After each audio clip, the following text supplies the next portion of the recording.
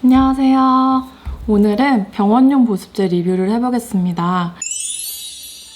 댓글로도 요청이 가장 많았고 저도 제일 먼저 알려드리고 싶었던 제가 좋아하는 화장품 중에 하나였는데 리뷰가 너무 늦었습니다. 특히 하나만 꼭 집어달라는 요청이 많으셨는데 저는 이렇게 대부분의 병원용 보습제를 집에 두고 그때그때 피부 상태나 계절에 따라서 골라서 씁니다. 병원용 보습제는 알러지 유발 물질을 제했고 무향이라 발라보면 비슷비슷하게 느끼실 수도 있습니다. 하지만 직접 발라보시면 제품마다 발림성이나 유분감이나 수분의 지속력 등이 제품마다 다른 거를 본인이 느낄 수 있어서 이거는 누가 리뷰한 거를 듣고 골라서 쓰기보다는 본인의 집에 최소 2개에서 3개는 갖다 놓고 한번 비교해보면서 쓰시고 또 그때그때 피부 컨디션에 따라서 골라서 쓰면 좋겠습니다. 저도 피부과 전문의가 되기 전에는 백화점의 비싼 화장품들 위주로 거의 썼던 것 같아요. 뭐 스킨, 에센스, 로션, 크림 풀세트로 완전히 샀었는데 그때는 용돈의 거의 대부분을 화장품에 썼었을 때가 있었죠. 근데 피부과 전문의가 되고서 피부로 공부하고 또 화장품에 대해서 공부하고 또 레이저라든지 피부과 시술에 대해서 공부하면서 화장품에는 한계가 있고 뭔가 개선이라든지 드라마틱한 효과를 위해서는 그 돈을 아껴서 시술이나 레이저 등을 받아야 된다는 걸 알게 됐고 화장품에는 돈을 최소화하고 나머지는 시술이나 레이저 등으로 내 피부에 투자를 했던 것 같습니다.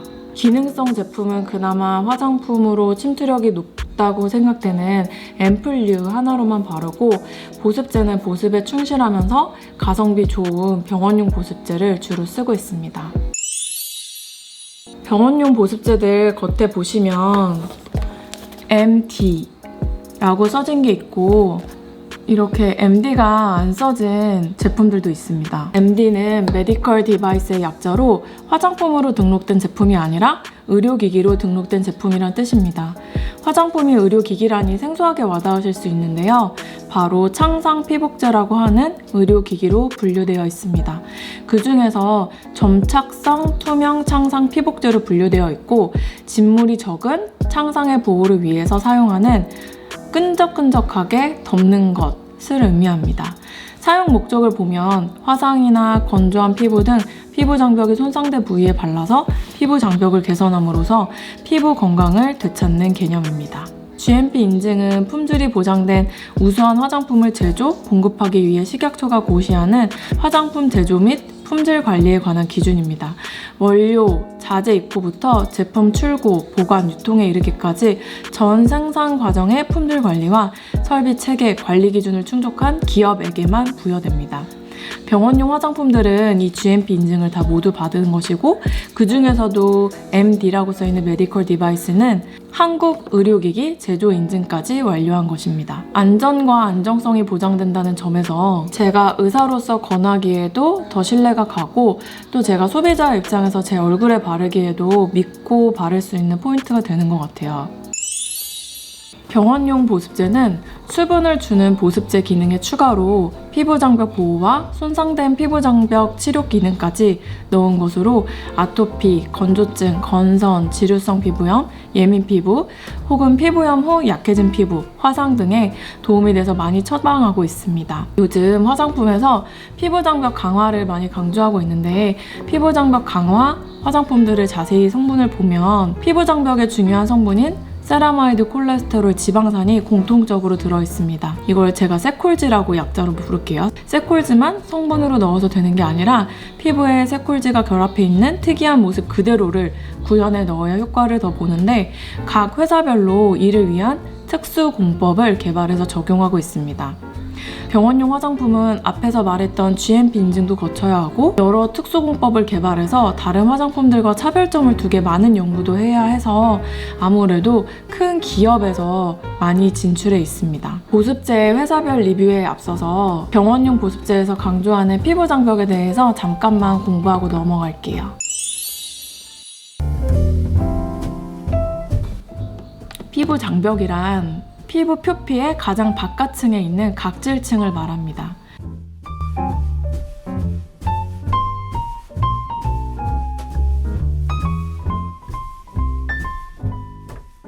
피부를 통해 수분이 손실되는 것을 방지하는 보호막 역할을 합니다. 즉, 피부의 수분 함유량을 결정하는 가장 중요한 방어막입니다.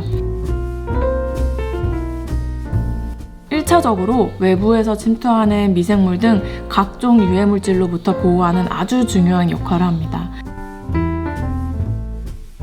알갱이 있는 물리적 스크럽제로 박박 닦거나 때를 밀거나 필링을 집에서 홈케어로 너무 자주 하시면 이 피부 장벽이 깨지게 됩니다.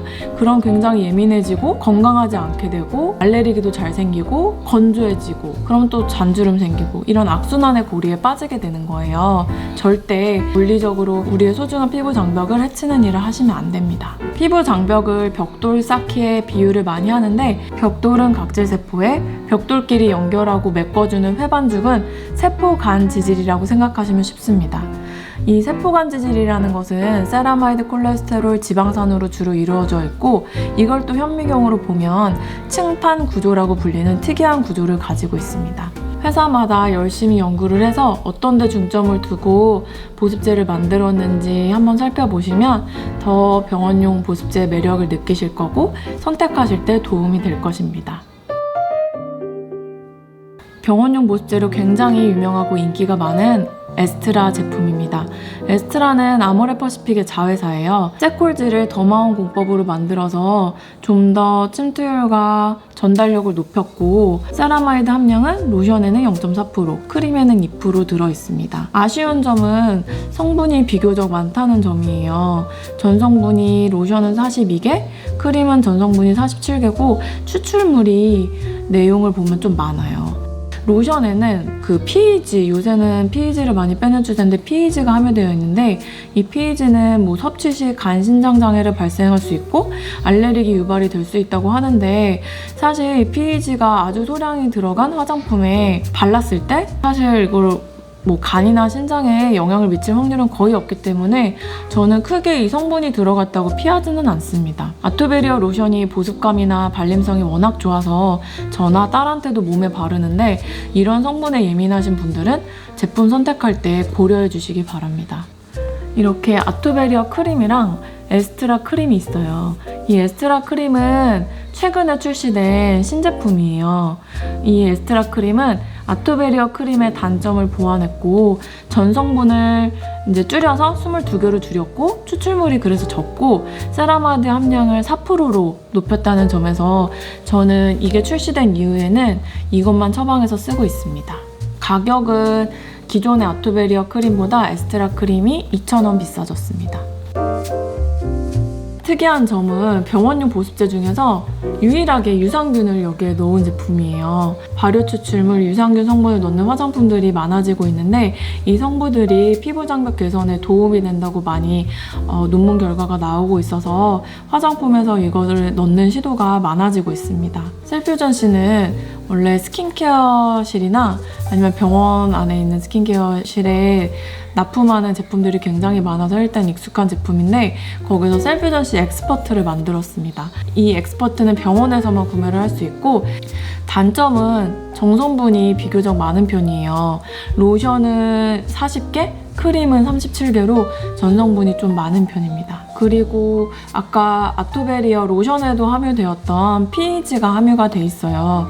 근데 아까도 말했지만 저는 PEG에 크게 신경을 안 쓰는 피부인데 좀 예민하거나 PEG 알레르기가 있는 분들, 그 성분을 꼭 피하고 싶다 하시는 분들은 이거는 로션과 크림에 모두 함유되어 있다는 걸 알고 계셔야 합니다.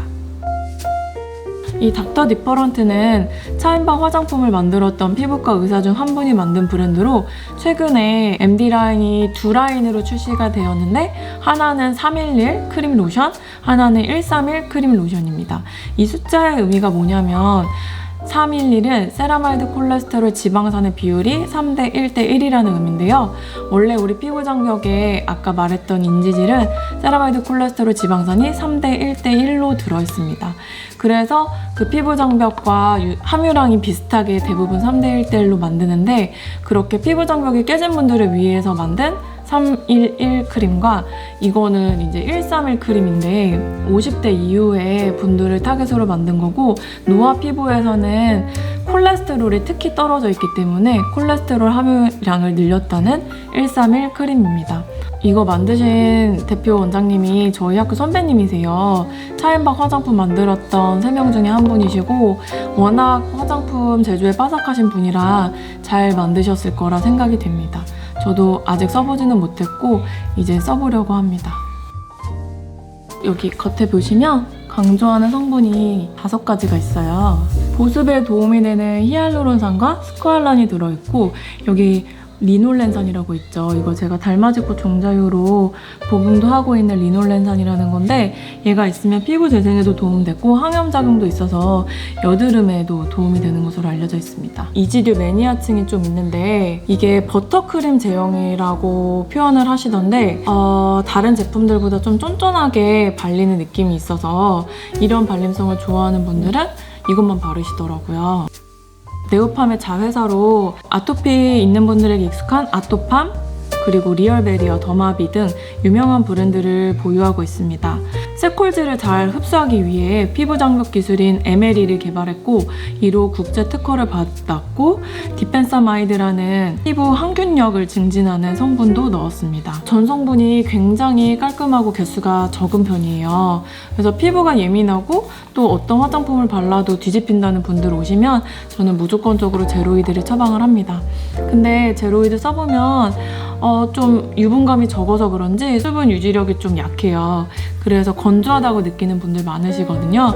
그래서 건조하다고 느끼시는 분들은 다른 제품을 써야 되지만 평소에 뭐 피지 분비량이 많은 남자분들이라든지 아니면 여드름이 있어서 피지 분비량 많은 분들은 제로이드 쓰시면 유분감 덜하고 좀 덜 기름 끼면서 좋으실 거예요. 그래서 저도 트러블 좀 심하거나 뭐 여드름 좀 많이 올라올 때는 제로이드 쓰고 피부 많이 진정되고 보습이 더 필요할 때는 다른 제품으로 씁니다. 최근에 이 인텐시브 리치 크림이 새로 출시되는데 아직 저도 써보지는 못했습니다. 코코아시드 버터랑 시아버터를 추가를 해서 보습감을 더 잡은 제품이라고 해요. 제로이드 브랜드 좋아하지만 건조했다는 분들은 이 제품 한번 시도해보셔도 좋을 것 같습니다.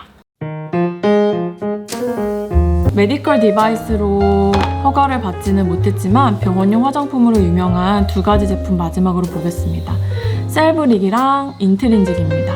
바름메디라는 병원용 화장품만 만드는 회사입니다. 층판 구조라는 라멜라를 나노 형태로 만들어서 좀 더 침투력이 높게 만든 것을 주장을 하고 있고 실제 써보면 굉장히 산뜻하고 유분감이 적은데 보습 지속력이 굉장히 좋습니다. 그래서 여드름이 많은 분들이나 아니면은 피지 분비량 많은 남자분들에게는 저는 제로이드나 셀브릭을 주로 추천드리고 있습니다.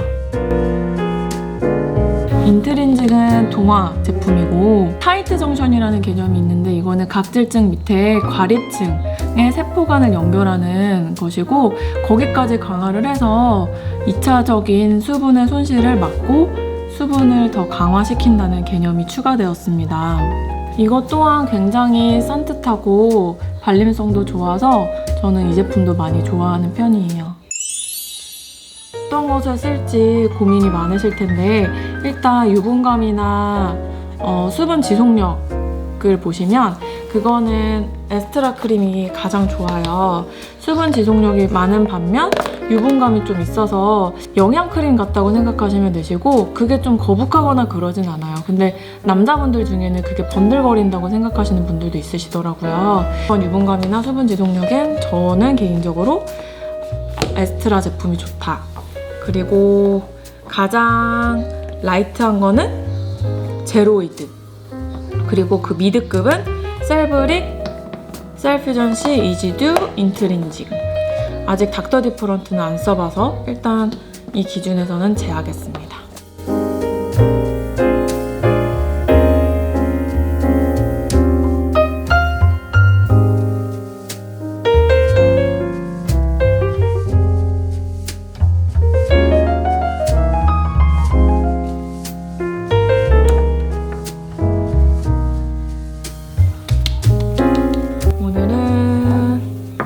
이 미드급의 보습제를 바를 텐데 이 중에서 셀브릭 바르겠습니다. 셀브릭에 밤 루틴 스티바를 콩알만큼 섞어서 믹스해서